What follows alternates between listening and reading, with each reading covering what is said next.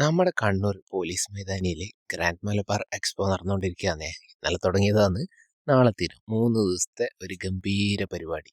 അങ്ങനെ ഇന്നുച്ചക്ക് grand Malabar expo കാണാൻ വേണ്ടിയിട്ട് വന്നതാണ്. ഇതതിൻ്റെ എൻട്രൻസ് ആണേ. എൻട്രൻസിൽ അവിടെ നമുക്ക് പേര് ഒക്കെ രജിസ്റ്റർ ചെയ്യുന്നുണ്ടെങ്കിൽ രജിസ്റ്റർ ചെയ്യാൻ പറ്റും.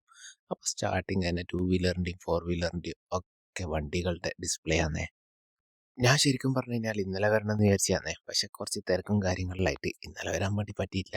അപ്പോൾ ഇവിടെ എൻട്രൻസ് തന്നെ ഐ ലവ് BNI എന്നൊക്കെ ഉള്ള ബോർഡും കാര്യങ്ങളിലൊക്കെ ഉണ്ടേ. I love BNI Kannur. ഇങ്ങോട്ടെത്തിയപ്പോൾ ഇതാ അടുത്ത എൻട്രൻസേ. അപ്പോൾ ഇതിൻ്റെ അകത്താണ് കാര്യമായിട്ടുള്ള പരിപാടികളൊക്കെ ഉള്ളത്. അപ്പോൾ ഇവിടുന്ന് അങ്ങോട്ട് തുടങ്ങിയായി. അപ്പോൾ പുതിയ വീട് കാര്യങ്ങൾ അങ്ങനെയൊക്കെ ചെയ്യുന്നവർക്ക് നല്ലൊരു എക്സ്പോ ആയിരിക്കും ഇത്. കണ്ണൂരിൽ ബിസിനസ് എക്സ്പോ വരുന്നുണ്ട് എന്ന് പറഞ്ഞപ്പോൾ ഞാൻ ആദ്യം വിചാരിച്ചതെന്ന് വെച്ച് കഴിഞ്ഞാൽ ബിസിനസ് ചെയ്യുന്നവർക്കും അതുപോലെ തന്നെ ബിസിനസ് തുടങ്ങാൻ പോകുന്നവർക്കും ഒക്കെ വേണ്ടിയിട്ടുള്ള മെഷീനറീസ് കാര്യങ്ങൾ അങ്ങനെയുള്ള എന്തെങ്കിലും എക്സ്പോ ആയിരിക്കും എന്നാണ് ഞാൻ ആദ്യം വിചാരിച്ചത്. പക്ഷേ ഇത് കണ്ണൂരിലുള്ള ബിസിനസ്സുകാരുടെ ഒരു എക്സ്പോ ആണ്, അവരുടെ കൂട്ടായ്മയുടെ ഒരു എക്സ്പോ. അതായത് അവരുടെ ഉൽപ്പന്നങ്ങളും കാര്യങ്ങളൊക്കെ ഇവിടെ ഡിസ്പ്ലേക്ക് വെച്ചിട്ടുണ്ട്. അതുപോലെ നല്ല ഓഫറും കാര്യങ്ങളും ഒക്കെ ഉണ്ട്. പിന്നെ ബിസിനസ് തുടങ്ങാൻ പോകുന്നവർക്ക് ചെറിയ ചെറിയ ഐഡിയാസും കാര്യങ്ങളൊക്കെ ഇവിടുന്ന് കിട്ടുവേ.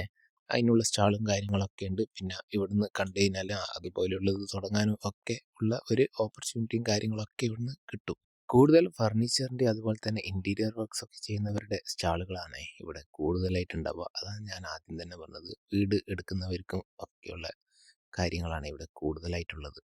പുതിയ ഷോപ്പ് അല്ലെങ്കിൽ സൂപ്പർ മാർക്കറ്റ് ഒക്കെ തുടങ്ങുന്നവർക്ക് വേണ്ടുന്ന റാക്ക് കാര്യങ്ങൾ ഒക്കെ ചെയ്തു കൊടുക്കുന്ന ടീംസിൻ്റെ ഒക്കെ സ്റ്റാൾ ഇവിടെ ഉണ്ട്.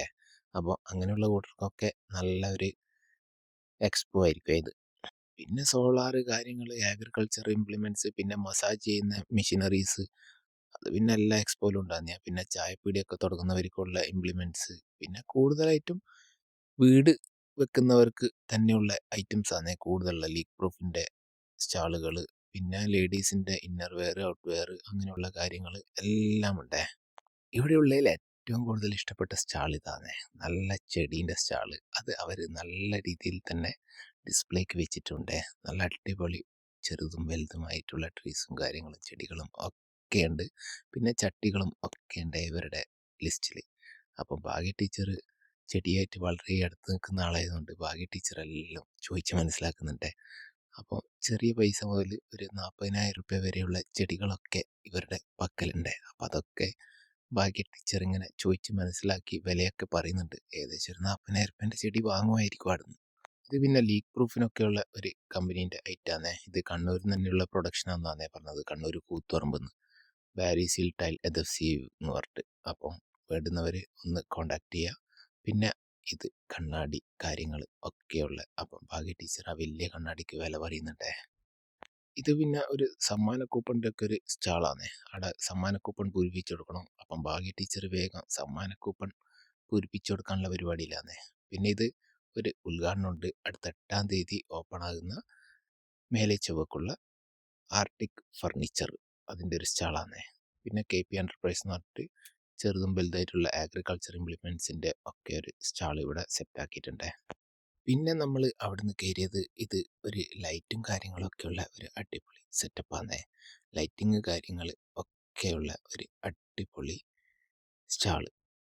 ഡാനി ആൻഡ് ഡാഡി എന്നാണ് അവരുടെ സ്റ്റാളിൻ്റെ പേര് കണ്ടത്.